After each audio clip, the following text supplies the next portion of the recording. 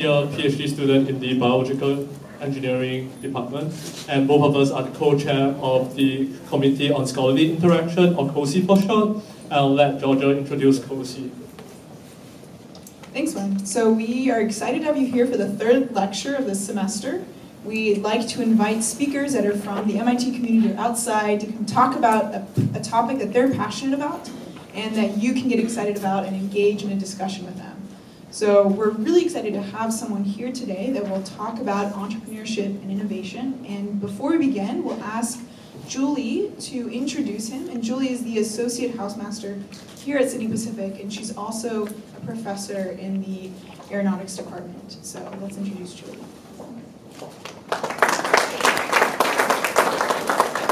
We are delighted today to welcome Bill Aulet. He's the director of the Martin Trust Center for Entrepreneurship at MIT.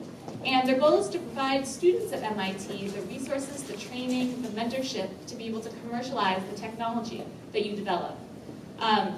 There is arguably no better place in the country or the world to do this, and this is in large part to the outstanding leadership that Bill has brought in his role. He has conceived, designed, and helped implement a number of new innovation programs, the MIT Clean Energy Prize, the Regional Entrepreneurship Acceleration Program, the Founders Skills Accelerator, just to name a few. He came to MIT after 25 years with a highly successful track record in business. He directly raised more than $100 million in funding for his own companies and led to the creation of hundreds of millions of dollars in market value for these companies. He teaches a number of classes in entrepreneurship at MIT and was just last year awarded the Adolph Monison Prize for Entrepreneurship Mentoring at MIT. Finally, he has literally written the book on the topic, Disciplined Entrepreneurship, 24 Steps to a Successful Startup. We are absolutely delighted to welcome you to Sydney Pacific. Thank you, Julie.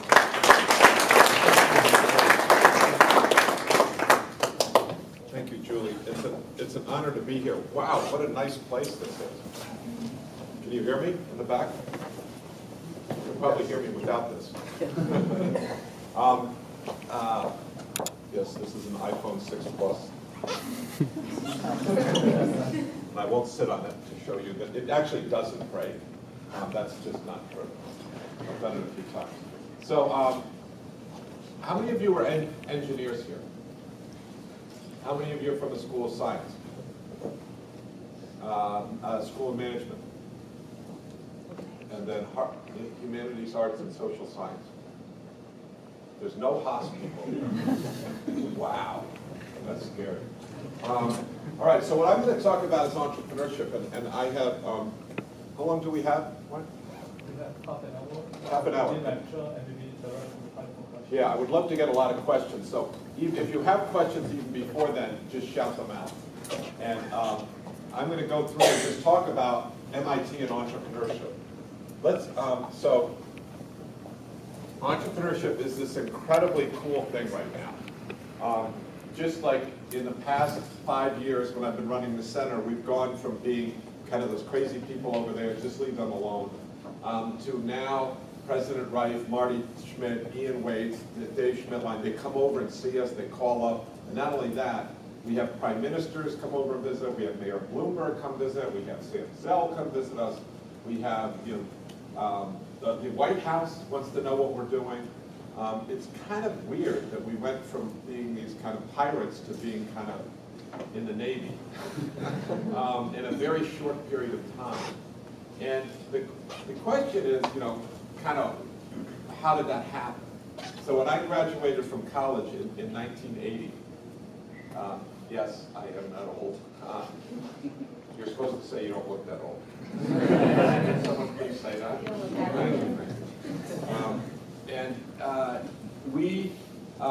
Nobody was an entrepreneur. To say you were an entrepreneur meant you were unemployed. And today, 20% of the people at Harvard and Yale say they want to be entrepreneurs. If you go to Quebec, 25% of the young people want to be entrepreneurs. If you go to Georgia Tech, it's 33%. At MIT, it's 150%. You've got to start more than one company if you're really an entrepreneur. So we've gone in this period of entrepreneurship being statistically zero to being this very cool thing. And the reasons why are it's are pretty simple. Does anybody know what the reason is? It's a 4-letter word. Free. No. Job. That's right. Not Steve Jobs, but jobs. Because the jobs that are being created are not being created by big companies. They're not being created by the government.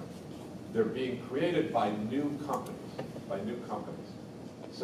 So everyone in this room will probably work for an innovation-driven startup at some point in their life. And if you don't, your kids certainly will, if you have kids. That's just the way the world's going. It's almost impossible not to work at a startup. I should have asked how many of you work with startups. But so entrepreneurship is now this off-the-charts thing. Governments, even the UK, is embracing entrepreneurship at the government level. But people don't really understand it. The first lesson you learn in engineering is to define your terms. What do we mean by entrepreneurship? And the interesting thing is entrepreneurship is that if you listen to Romney and Obama in the last campaign, like they both were saying the word entrepreneurship, but they meant different things. What Romney was talking about is he was talking about what they call SME, small medium enterprises.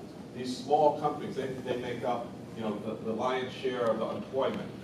And what Obama was talking about was innovation-driven enterprises or innovation-driven entrepreneurship. And these are two different things. When someone says, "Oh, my friend's an entrepreneur," they might, have a trading, or they might have a salon, or they might have a dry cleaner, or they might have a restaurant, or they might have a service company that services computers in a small area. That's a local business. That's a trading business. That's an SME. That's a small business that's dealing with a local demand. That is a good business, but it's not a high-growth business. The economy needs these businesses, but those are not what we do at MIT. What we do at MIT is we do innovation-driven businesses. And these are ones that look at global markets. There's some underlying innovation where they can sell this to any place. It's that good. And so people say, well, what's the difference? When you think about policy, when you think about training people for this, it's much different than training people for this. This system over here responds, we're going to lose some of the bottom, responds very quickly to stimulus. If I put money into it, I can create jobs. If you put money into these go down and then they come up. It takes a while for this system to respond, but when it responds, it can respond with exponential growth. These have linear growth that kind of taps out at some point. Yes, a J curve. So you think about cash flow. The cash flow will go down, and then over time it would come back up and be very, very positive, right? These, on the other hand, would kind of be more linear in growth. They might start lower because you spend money to begin, but then they're just going to kind of linear growth. But these are more like your family businesses and things like that. These are more like what you see at MIT, high growth. Yes, sir? Where would high growth non-technology businesses fit in? I mean, it seems that things like Walmart or FedEx are some of the biggest growth stories in the last 40 years outside of technology, and they don't seem to Did I use the word technology? No, you didn't. I suppose. Okay. That's exactly my point. Is that when I first started, the head of the center used to say, "Why do you refer to it as innovation-driven entrepreneurship?" It's technology-driven. Remember, Bill, this is MIT. Don't bring that. I went to Harvard, and he thinks it's just the funniest thing in the world that I have an engineering degree from Harvard, which he reminds me of every day. He doesn't think that Harvard's accredited to give them out. So he's forever hassling me about things like this. He says, this is MIT, we do technology. And I point out just what you did. It's innovation that is what matters. And innovation can be technology, it can be business model, it can be process, it can be positioning. It's a new to the world idea that people then implement. And you're absolutely right. Walmart is about logistics. It's a technology. Salesforce.com. At the end of the day, is Google a technology company? And many would argue that it is. I would argue that it is not. What is Google? Is Google a search engine company? What is it? Advertising. It's an advertising. It's the world's greatest advertising company ever. And that advertising innovation was the use of AdWords, which is really a business model innovation. So it's not about their algorithm. Yes? So when you talk about jobs, at least in my opinion, a lot of these IDE companies, the revenue per employee is extremely high. And when we talk about, especially you mentioned politics before, SMEs, people say, are creating the actual jobs, whereas like IDE companies, because your revenue per employee is so high that it's not actually creating so many jobs. So that's a really good point. A lot of these you get driven, and this is Andy McAfee and Eric Brynjolfsson's point, is the productivity skyrocketing over here and these things. Are they actually creating the jobs? And that's their point. But when you look at the data, what's happening with the data is, and one SME goes and put another SME in. So there's not net growth. Between 1980 and 2005 in the US economy, 40 million net new jobs were created. 40 million net new jobs. And I'll come back to that number. That's 25 years, 40 million jobs. What percent of them do you think were created by big companies? Net jobs, right? That's essentially zero. Essentially zero by the government. Were they started by SMEs? No, essentially zero. Almost, according to the Aulet Foundation, almost every single net new job was started not by small companies, but by companies that were 5 years old or less. All the growth comes from new companies, not small companies, new companies. So in answer to your question, could they create more jobs? The answer is yes, if you want to make them less productive. But if they're productive, then they're going to be more competitive. And now, Brynjolfsson and Andy would say, well, where does that lead? I mean, is there basically like a wedge between the people who are like technically talented or have like skilled labor versus like kind of this SME, and then is there this huge? The answer to that is yes, but that's not the point of my presentation. I'm not an expert on that, but the data is pretty clear on that. We're getting a society that gets stratified, but I'm not supposed to talk about politics or. But just to put that in perspective, for a little commentary here, we created 40 million net new jobs in 25 years in the United States in a reasonable period of growth. In the Middle East and North Africa, to keep unemployment where it is today, which is not a happy place, but to just keep it where it is today, does anybody want to guess how many new jobs we need to create? 40 million would be a lot of jobs to create in that area, wouldn't it? We need to create 70 million net new jobs because the youth of that population is coming onto the market, and who's going to create those jobs? It's not going to be the government. It's not going to be Saudi Aramco. We'll get back to talking about this maybe at the end, but our understanding of entrepreneurship is not something we should hoard to ourselves. We need to export this as fast as we can to the rest of the world because jobs need to be created everywhere.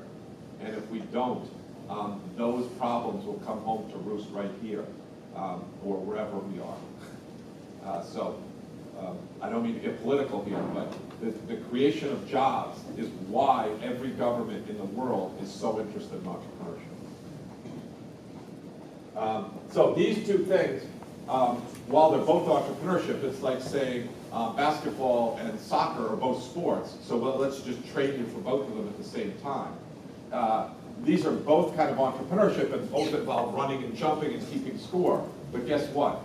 These are two different sports, like basketball and soccer. If we want to train you for this, we would talk about family businesses, franchising, a whole different set of things. When we train you for this, we're talking about how do you raise equity financing, how do you think about high growth international markets, all these types of things.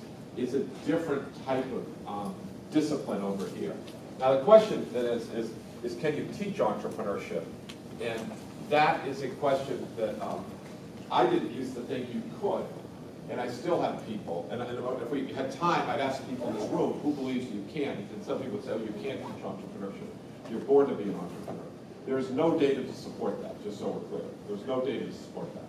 There's no data that people said, well, if your parents were entrepreneurs, you're more likely to be an entrepreneur. There's no data to support that. There's no data to support that if your parents were an entrepreneur, that you're more likely than somebody else to be an entrepreneur like me, who my parents weren't entrepreneurs at all. Here's what the data shows, is that the first time you're an entrepreneur, your odds of success are like this. The second time, your odds of success are much higher. The third time, your odds of success are much higher. That's exactly what happened to me. The first time, my company did not succeed. Second time, succeeded. Third time, succeeded much, much more. And that's what the data shows over and over again. Is that surprising now that I tell you that? The answer is no. Because if you play sport, it's the same when you do something a lot of times. This is something that can be learned. It's not like there's some gene or some magic here. There is something that you learn. The question isn't, can you teach it? The question is, how do you teach it? How do you teach entrepreneurship? To simulate that experience, how people get better. Do you do that in a classroom? Do you do it outside of the classroom? How do you do that? And we talked about, of course, why you have to do this. So this is the problem of how do you do it. And here's the issue today, is that the demand for entrepreneurship is skyrocketing. There are over 2,000 universities that are teaching entrepreneurship today. The demand is just huge going from where we were. The problem is that the supply of entrepreneurship education doesn't scale. And this is a dirty little secret that I think we all need to be aware of. Well, can't we just teach entrepreneurship like we teach math or physics? Let's train some people and put them out there. And the answer is no, you can't. Because if we teach math, the equations are the same no matter where you are. If I teach Java programming, it's the same. But if we're going to teach entrepreneurship, what's your company do, Wayne? We do an offline, online social networking app that allows people to help one another. Yes. And she's doing an energy storage company, and you're doing an enterprise software, and you're doing a new fashion company, and you're doing a medical device company. How in the world can we handle all these different types of context between them? It is a very, very hard problem. And it's not a situation where you can just give problem sets out, even if it is different, and say solve them, because there's experiential. You don't just learn in a classroom. And here's the other part of it that was really kind of shocking to me. To find tenure-track faculty members who are really good at entrepreneurship is super hard. It's really, really hard. And we could go through why that is, but let me just tell you what the answer is. Because the goal in academia is to get tenure. And if you want to get tenure, what do? You publish, and you publish rigorous stuff based on data sets. Data sets that you can correlate. If any of you have ever been in a startup, the data is all over the place. And if I want to compare it from my company to your company to your company, it is virtually impossible. So if I want to get tenure, I'm going to go to where the data is. I'm going to go to look at study financing things or marketing at Procter & Gamble or something else like that. It's very, very hard to get good tenure track people in entrepreneurship. And I can tell you that because we have openings and we have a really hard time finding people. And you are extremely fortunate because the two best places in the world for tenure, for rigorous entrepreneurship are right in Cambridge. It's at MIT and it's at Harvard. And we can't scale it. We are just, it's really, really hard. Some of you are in the classes now, and some of you can take our classes. Those classes used to be 20 people when I came in, teaching. Now they're like 200 people, per semester. And it's very hard to scale that. And that's at MIT. Imagine if you're at, Nebraska or something like that. Nothing against Nebraska.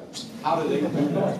How do they do that? They don't. So what happens is you get, by the way, the other thing about it is it's easy to fake entrepreneurship education. It's easy to fake it. I've done it. Before I taught at MIT, and I had rigorous MIT faculty members breathing down my neck as to how to do it. I would just go in and tell stories about how, it's like basketball, and what you need to do is wake up early in the morning and try harder than the other person, and know their weaknesses, and accept failure. Just a whole bunch of bullshit like that. But people be inspired, they run off. And yes? How the growth of accelerators? Growth of accelerators? Combinator and all those. Can we take that in the Q&A? Let me just set the stage, because that's a really good question. And I've written about that. So what fills this gap here is storytelling, this fake it. And if you, now that you know this, you go out and think about what entrepreneurship, quote, education you had, or the last conference you've been to. And it's a bunch of cliched, stuff. And the classic one of this is the Donald Trump. Because this is a multi-billion-dollar gap right here.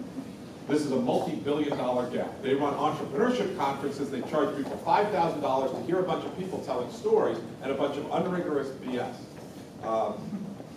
And the classic one was Donald Trump, seeing an opportunity, opened up an entrepreneurship institute.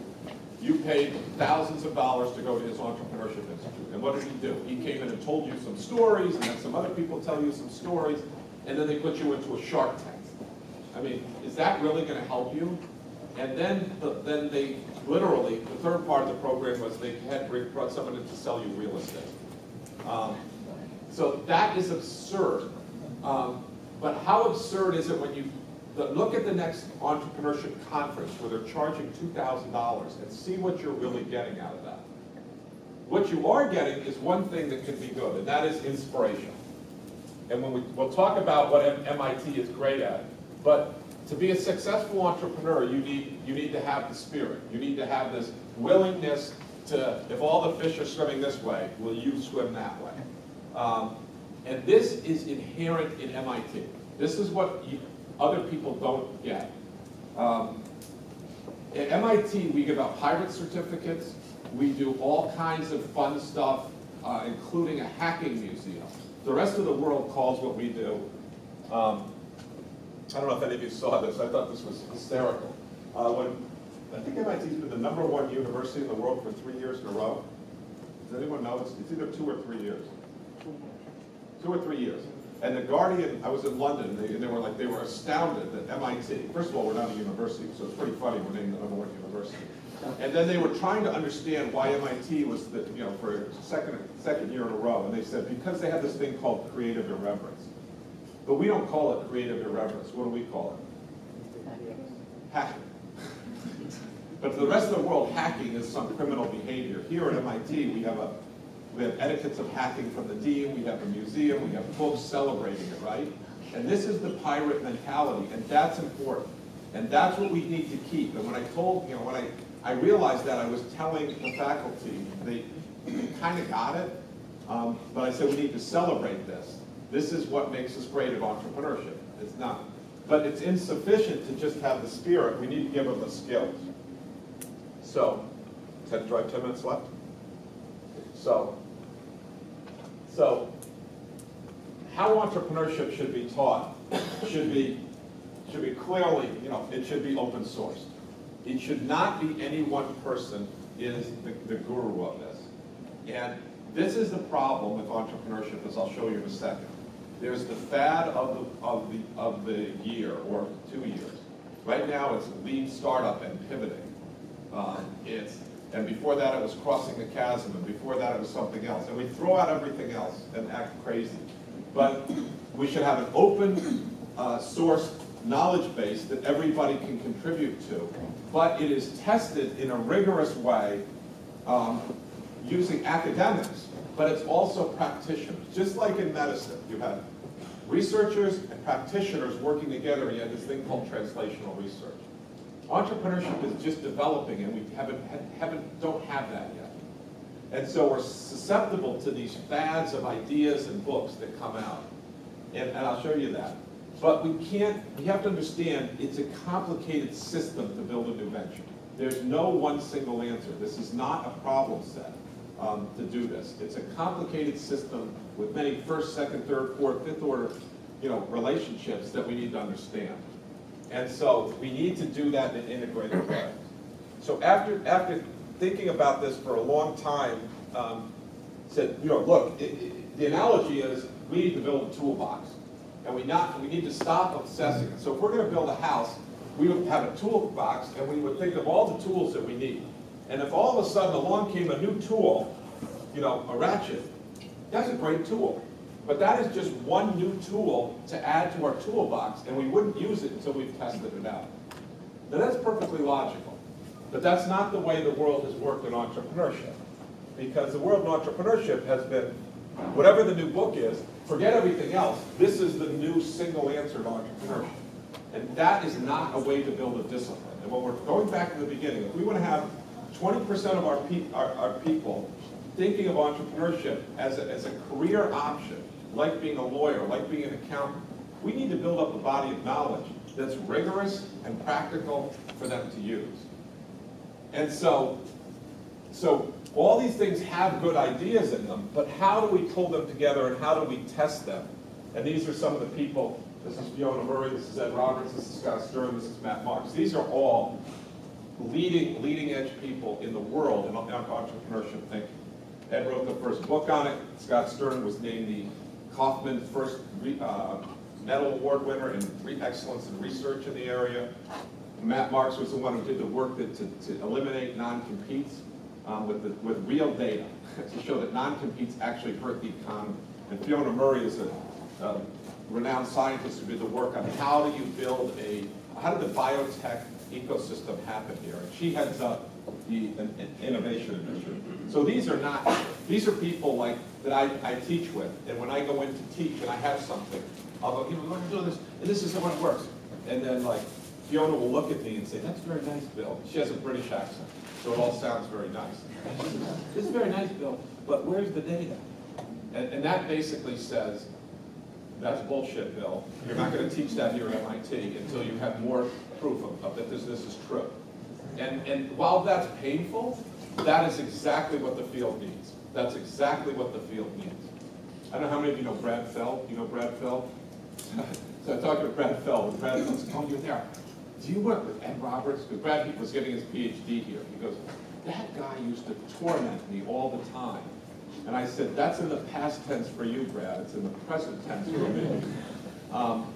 But that is what the field needs. If we're going to take this seriously, that's what the field needs. But at the other hand, we have to make it accessible. So let me just show you what we've done for disciplined entrepreneurship. Because we put together what we call disciplined entrepreneurship, 24 steps to launching a successful product. Now the book calls it 24 steps to a successful startup, but that's because they want to simplify it and sell more books.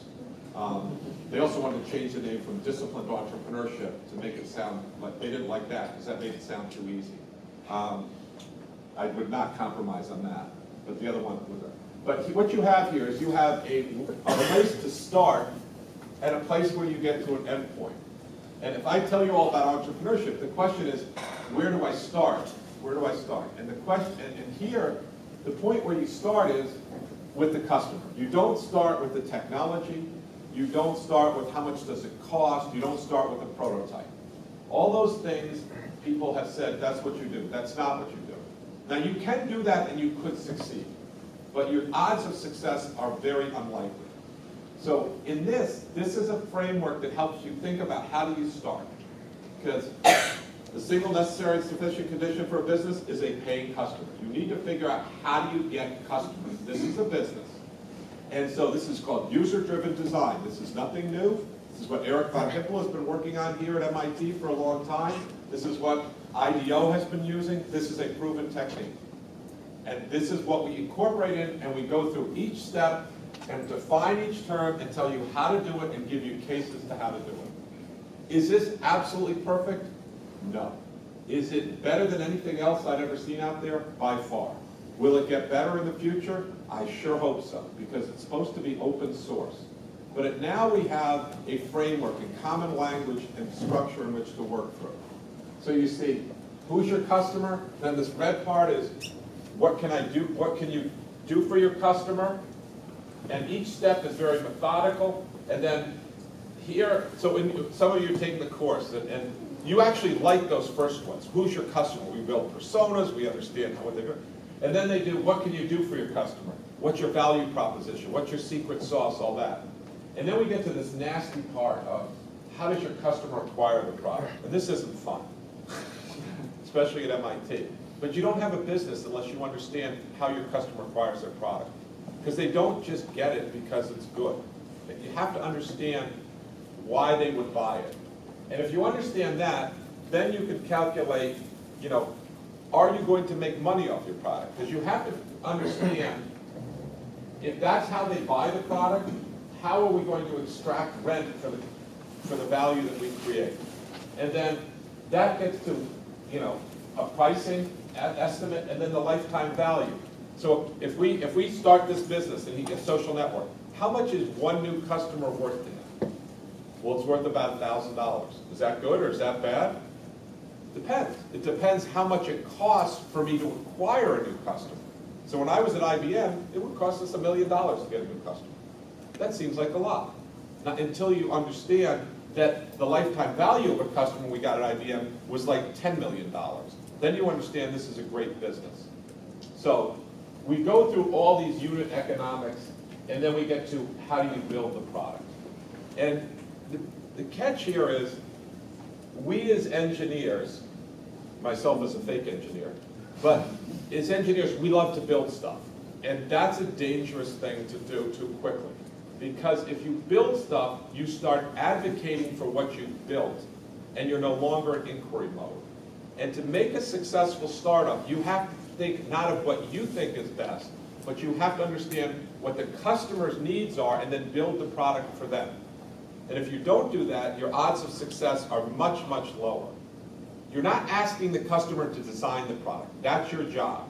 But you have to understand the customer's needs, wants, all those types of things. Then you have to understand how they buy the product. Then you design the product, figure out how you're going to price the product, how you're going to extract rent, should it be a one-time charge, licensing, all that. And then now down here, we efficiently and effectively build this using rapid experimentation, small rapid experiments early on.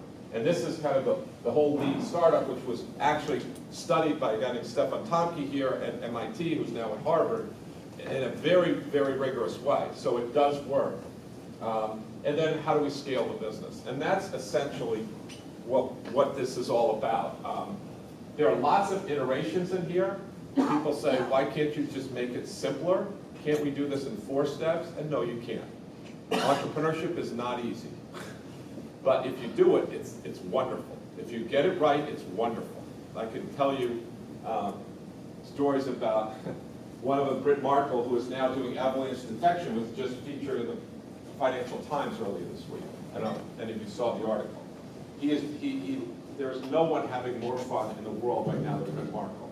He has built technology with other people from MIT here, not Scott Sundberg, but he has built technology with other people, and they now can detect when avalanches happen. It's a great business. He's out there changing the world.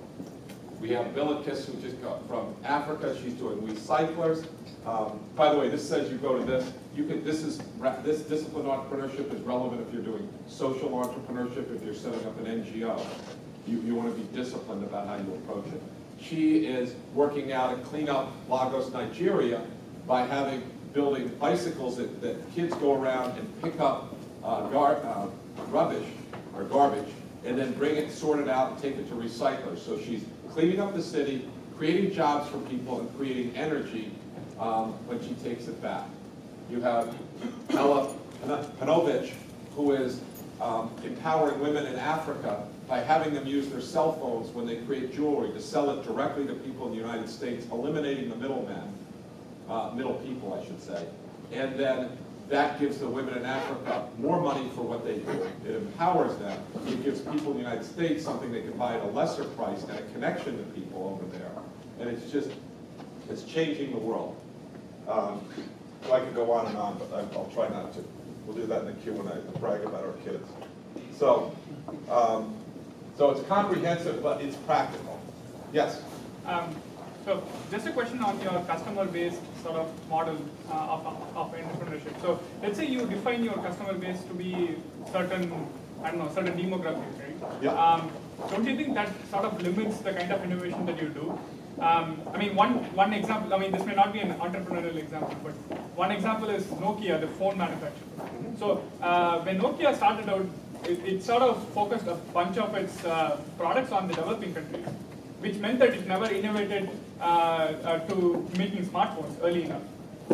And by the time it started doing it, Apple and Samsung, which is the Android sort of flagship devices, flagship platform, they took over the cell phone market, and now Android is everywhere. So So do you think, so when you sort of fix your target customer, don't you think that limits your ability to innovate? So we could dive a lot more into Nokia, Okay. because they did something right when they went in into the developing world. Yeah. Now, what the next move was, we could argue about a lot. But the problem is when you're a startup, all right, you don't have a lot of resources. You're an attacker. You don't have a lot of resources. You're going up against very big people.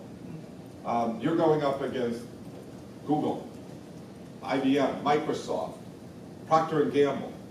And you have to be more clever. And you can't just try to beat them on all sides. You have to pick one area, concentrate your resources, and win one market. It's called a beachhead market.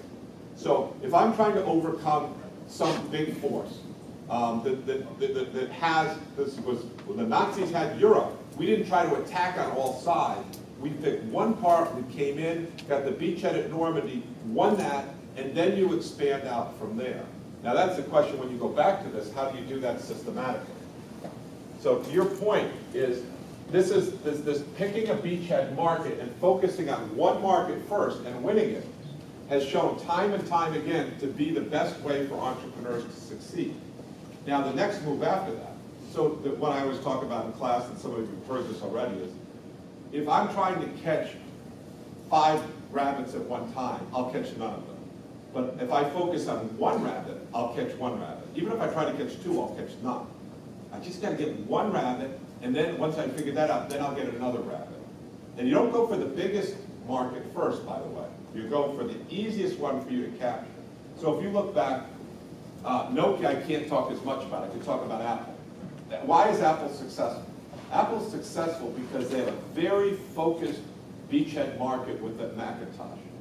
The Macintosh did not try to compete head-on with the IBM. It did one thing and did it well. And it was actually one application that it did well. And I don't know if anybody knows what it was. Does anybody remember? Word. Forget it. No, it wasn't Word. You all are too young. Was it Excel? That's right. It wasn't Adobe. It was actually Aldus PageMaker. They did one thing, and it was Aldus PageMaker, and they did desktop publishing. There was no desktop publishing industry until the Macintosh did that. The Macintosh could not compete against IBM. I was at IBM at the time, and they could not compete. They picked one market. They didn't actually. Aldus did, which is why Jobs hated Adobe in part. And they did desktop publishing, and it just blew our minds. How can these churches, how can these PTA groups create newspapers? We couldn't do that on multi-million-dollar mainframe computers, but because they were addressing pixels on the screen, and we were efficiently putting characters up on the screen, they could do desktop publishing. Then every company, everyone who was a creative person got, not everyone, many creative people got Macintoshes. And then they upgraded from all this paper, they kept that, then they got Core. Then they started adding other creative things, and you see this over and over again. Then they own the creative profession. If you look back at Sun Microsystem, they got in with CASE, Computer-Aided Software Engineering, and then they became the engineer's workstation. So this pattern, I mean, you can see it, if you get a chance to look at the book, you'll see this pattern over and over again. So it's a recognized way. Now you could possibly just get lucky and do something, and that's called a platform play. But your odds are very, very low, especially as a startup. All right, so let me just wrap up, and then we'll have more questions. So this is to teach the class here. So what I just showed you came out of my trying to teach the class kind of with relatively unsuccessfully for 2 or 3 years, and starting to put together a reader, and then getting better and better at it over time. It was pulling together all these different pieces. But I had to make it practical because you were coming into classes, and within one semester, I wanted you to take your idea and get to a point where you had a company. So it had to be really very clear as you go through it, so practical. And you had to know where the start was, know where the end was, but it had to meet the MIT standards of excellence and rigor. And we talked about this. You know, a business is about getting paying customers. That doesn't mean it's all about profit, but if you don't have a paying customer, you have no oxygen. Your body will die, your body being the organization. Now you can say, well, we're going to just get money from the government, or people are going to donate to us. That's not our approach. Our approach is you create value for someone, and someone will pay for that value, and then you create a sustainable business. You don't want to be, there's a whole edX class, which I could, you don't want to be driven by one customer, nor do you want to be sitting there playing with, spreadsheets to say, oh, this is a huge market, in the mobile market, if we just get our, app installed on 0.001% of the phones in the world, we're going to be rich.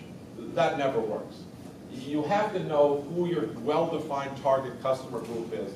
Know them very intimately. You have to know them economically, rationally, emotionally, socially, be able to finish their sentences, because then you develop a great product for one of them, and he tells somebody else, and now you have what's called word of mouth, or what's known today as virality. And that's what entrepreneurs need. They can't compete with the Procter & Gamble's, with the big budgets to sell things and having expensive salespeople. They need products that are so good that other people sell them for them. Entrepreneurship is not about generalities. It's about specificity. You gotta know exactly who the customers are. When you're locked in our classes, if you're talking about generalities, we just will push back on you. No, who exactly, what exactly feature, what exactly is the value proposition? All this stuff, by the way, is on an online course that I'll show you. It's an iterative process. You start and you kind of go, and then you get better and better at it. And it's an integrated system here.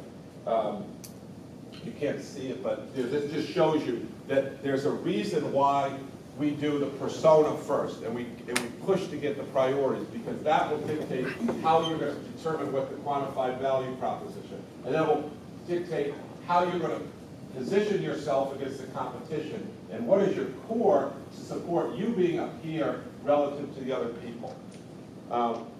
That's a very fast pass through it, but. And entrepreneurship is not just about focus, which you mentioned. It's about moving fast. But if you move fast with focus, then you're like a dog chasing its tail.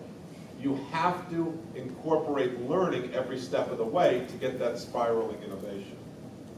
And just, and it's about actions. This is not about sitting in class and reading books. You have to go out, you have to talk to customers, you have to do primary market research. And this is the point that that you brought up.